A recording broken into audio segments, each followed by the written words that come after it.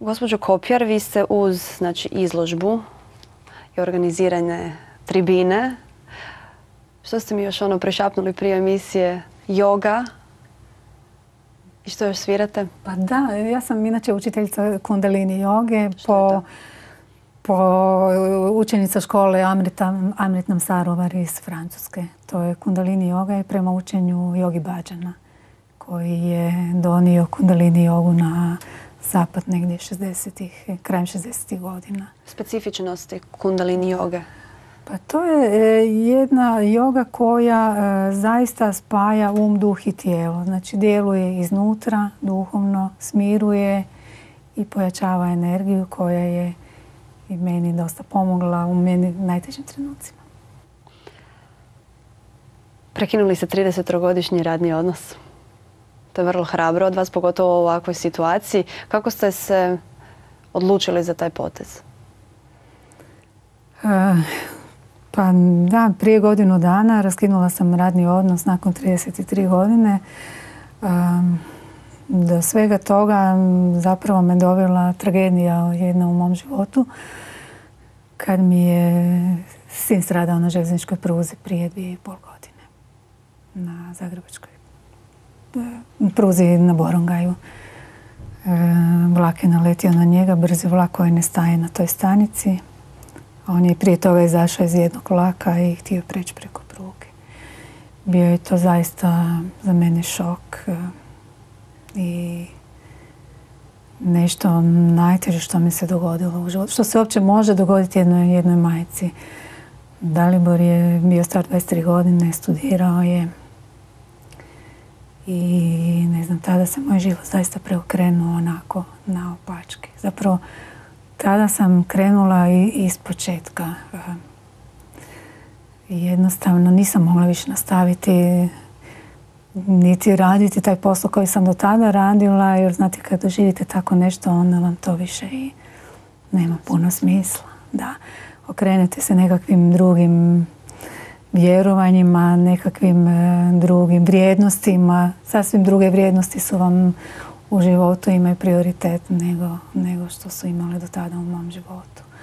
A kako sam ja i prije radila jogu, vježbala, neku ruku bila u duhovnosti i vegetarijanka sam već skoro 20 godina, to je sve meni jako puno pomoglo. Da se nekako polako izvučem, odnosno izvlačim iz dana u dan iz te tuge, patnje i boli za sinom, koja je zaista bili su jako teški trenuci. Možemo reći da vas je sve to ponukalo u ovaj plavi anđeo pomoć? Da. I ja sam znala čim se to dogodilo da se više neću vratiti na svoj stari posao već taj dan. Bilo je samo pitanje vremena kada ću napraviti raskid radnog odnosa. Oni u firmi su bili jako susretljivi prema meni. Tako da kad sam otišla u Afriku, doduše oni su mi sponzorirali taj put u Afriku. Stvarno ovom prilikom im se isto zahvaljujem.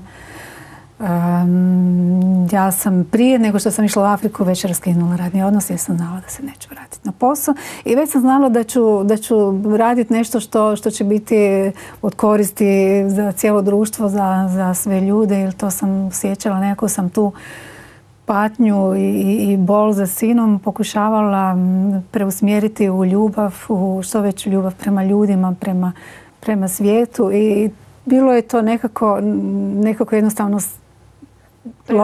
prirodni slijed da osnujem udrugu i da radim tako nešto. I sad sam zaista sretna što pomažem ljudima, što mogu pomoći i žao mi je što ne mogu pomoći svima koji se jave. To je puno ljudi se javlja, ali nekako je i možda ova godina teška i za donacije dobiti, ali nadam se da će biti bolje. Primate nove članove u udrugu, je li tako? Da, kako ne. Mogu se prijaviti? Mogu se prijaviti, mogu platiti članarinu koja je 150 kuna, ispuniti zahtjev i biti članovi udruge i mogu aktivno sudjelovati onda u radu udruge. S vama putovati? Da, mogu ići na volontiranje, dakako. Gdje se najčešće volontira? Mislite sada ovdje u udruzi U Plavom anđelu. U Plavom anđelu, na tim našim akcijama. Evo, volonteri su bili potrebni na svim tim koncertima. Potrebni su mi i sada da mi pomognu oko organizacije volonterstva u Ugandi. Biće tu i Kenija i Tanzanija gdje isto trebam pomoć, tako da evo, svi koji žele pomoći u tome mogu se javiti. Gospođo Kopjar, što smo ono rekli? Znači, imate humanitarnu udrugu, joga, što ste mi rekli da svirate? Da, ja sam inače zvukoterapeut po učenju svjetski poznatog gongmajstora Dona Conrea. Znači sviram gong i sve ostale instrumente koje idu uz to. Znači alternativni instrumenti. Zvukoterapija pomaže? Isto tako, pa gong je jedan od najstarijih instrumenta, preko 5000 godina i on ima puno tonova, nadtonova. Kad zasvirate gong, ona stvarno probudi, ponese vas, pročisti vas svu onu staru, stalu energiju, sve onu lošu karmu od nakupljenu u osobi, tako da zaista pročisti. Preporučila bih svima da dođe, inače radim iz zvukoterapije, znači gong kupke, čak i pojedinačno. Da, gong kupke. Kako to gdje izgleda? se svira, ljudi dođu i onda se svira gong i ostali instrumenti, kombinacija sa tibetanskim zdjelama, zvončićima, flauta se svira, a ljudi uglavnom leže, opuste se i jednostavno uživaju u glazbi, upijaju glazbu. Uz sve to još i pišete knjigu. Da, knjigu sam počela pisati još kad se desilo sve to sa sinom. Ne baš odmah, nakon što sam počela biti bolje, ja sam zaista proživljavala teške trenutke mjesecima i bila u bolnici.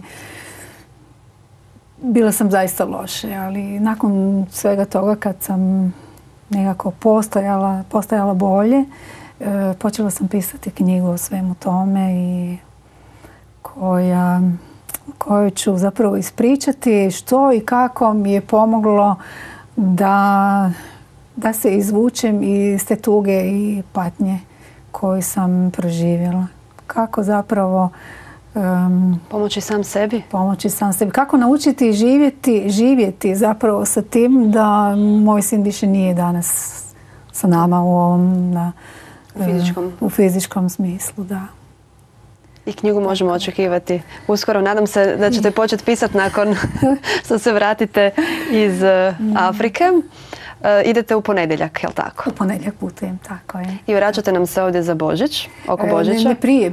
Vraćam se prije, da, oko Sisveta, jer to je vrijeme kada su humanitarne akcije na dijelu. Što pripremate? Tako da moram napraviti i neke akcije za skupiti nešto novaca za djecu u Ugandi. Tamo ću se vratiti iz Ugande. Pripremam jedan koncert za kraj 11. mjeseca. Baš će se tako zvati Afrika u srcu. A bit će namijenjen za djecu Ugande, za sirotište dolje gdje ćemo raditi.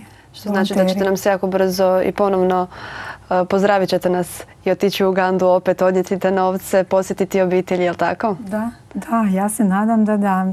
Ali negdje iza Nove godine, znači dok napravim tu neke akcije, s tim da imam već dogovorenu izložbu fotografija od 1.11. u Gradskoj knjižnici Prečko, gdje ću isto imati nekoliko tribina tokom mjeseca za vrijeme knjižnice. Sad ću već pričati i o Keniji i o Ugandi. Biće sa mnom, nadam se, i volonter Željko, da će mi pomoći, odnosno da ispriča i svoje dojmove o volontiranju. Jer naravno ne idete sami, je li tako? Da, ide 2 volontera sami. Za sami kraj, gospođo Kopjar, kako to sve stignete? Pa stignem to sve zato što to radim sa ljubavlju i sa srcem. Kad nešto radite što volite, kad zaista radite sa srcem, kad ste otvoreni, onda jednostavno sve stignete. Onda, evo, ja bih mogla reći 24 sata dnevno. Tako da jako malo spavam, pripremam, organiziram sve to, ali ništa mi nije teško. Gospođo Kopjar, hvala vam što ste gostovali danas u mojoj emisiji u Vrtuljku. Želim vam sretan put. Poštovane gledateljice i gledatelji, evo došli smo do samoga kraja. Pozivam vas da nastavite gledati program Jabuka televizije, a mi se vidimo već sljedeći tjedan u četvrtak u isto vrijeme. Doviđenja!